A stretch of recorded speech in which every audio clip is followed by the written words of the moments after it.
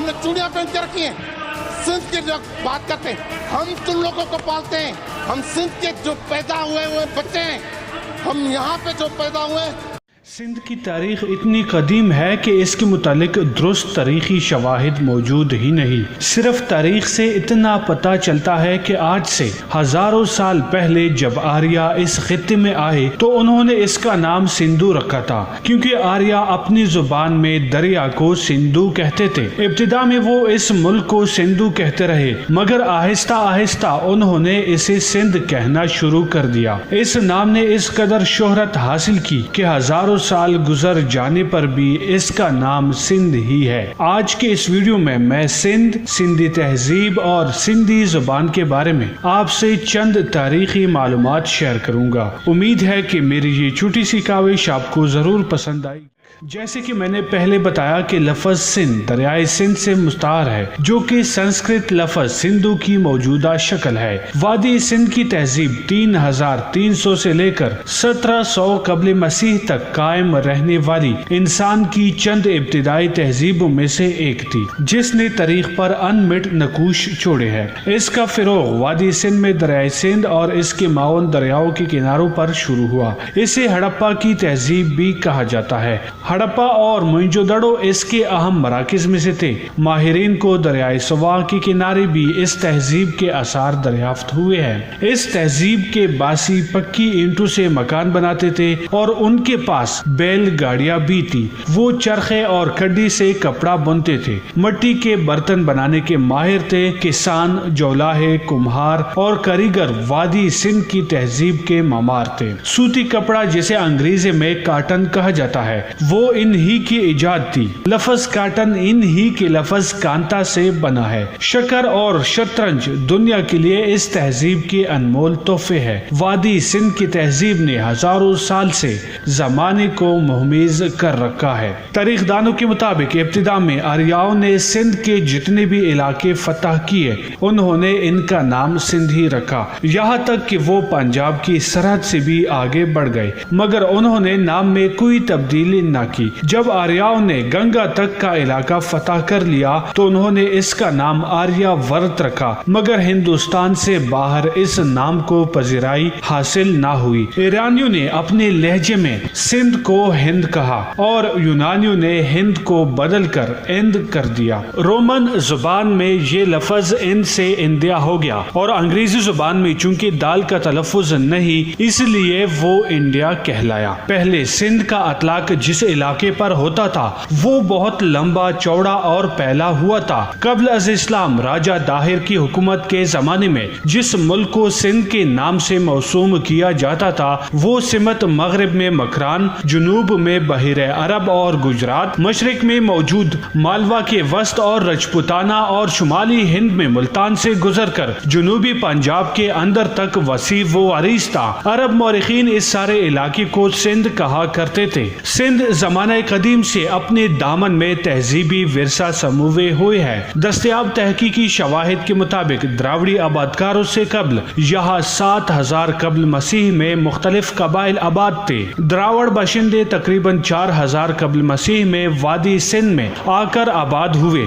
मोहनजोदाड़ो से मिलने वाले आसार कदीमा के मुताबिक द्राविड़ी कौम अपने इल्म व फन में यकता थी। वो काश्तकारी और तिजारत से आगाह थे और एक मुहज़्ज़ब कौम की जिंदगी गुजारते थे। उन्होंने 5000 साल कबल यानी 3000 कबल मसीह में वादी सिंध को इल्मी, फनी और तिजारती लिहाज से अपनी हम असर मिस्री, आशूरी और सामी तहजीबों के हम पला खड़ा कर दिया। कदीम दौर में वादी सिंध के दामन में कई शहरी मराकिज कायम थे, जिन्हें बाकायदा मंसूबा बंदी के तहत तामीर किया गया था। आज की जदीद ग्रिड सिस्टम के कायदे के मुताबिक आबाद किए गए इन शहरों में पुख्ता शाहराहे और नकासी व फराहमी आब का ज़ेर ज़मीन निज़ाम भी कायम किया गया था। लेकिन फिर किसी वजह से वादी सिंध के ये अजीम मराकिज तबाही से दुचार हो गए। इस अजीम तबाही से मुतल्लिक तारीखी शवाहिद दस्तयाब नहीं نہیں ہے۔ موہنجودڑو اور دیگر عظیم دراوڑی مراکز کی تباہی کی وجوہات سے متعلق محققین میں اختلاف رائے پایا جاتا ہے۔ بعض نے اسے قدرتی آفات اور سیلاب قرار دیا ہے، جبکہ بعض مورخین کے نزدیک وسطی ایشیا اور مشرقی یورپ سے آریاؤں کی فوجی الغار نے اس تہذیب کو نیست و نابود کر دیا تھا۔ آریاؤں نے اس خطہ میں ہند آریائی تہذیب کی بنیاد ڈالی، جو دریائے سرسوتی اور دریائے گنگا کے کناروں تک وسیع ہو چکی تھی۔ وادی سندھ کی تہذیب 1500 قبل مسیح میں اپنے بام عروج پر تھی۔ ہند آریائی تہذیب ویدک سیولائزیشن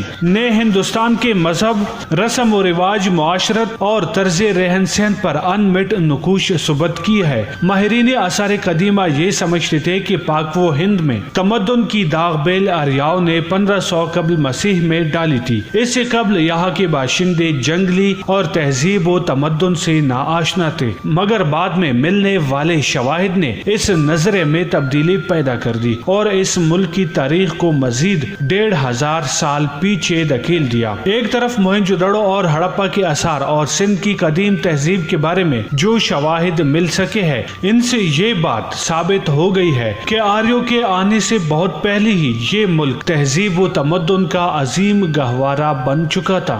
وادی سندھ کی قدیم تہذیب سے اندازہ لگا کر ماہرین اس بات پر متفق ہے کہ سندھی زبان سندھ میں آریاؤں بلکہ دراوڑوں سے پہلے کی زبان ہے۔ یہی وجہ ہے کہ ماہرین نے سندھی زبان کو اس خطے کی اصلی زبان بتایا اور اسے دراوڑوں سے پہلے کی زبان قرار دیا ہے۔ بعض مورخین یہ دعویٰ بھی کرتے ہیں کہ سندھی دراوڑی زبان سے تعلق رکھتی ہے۔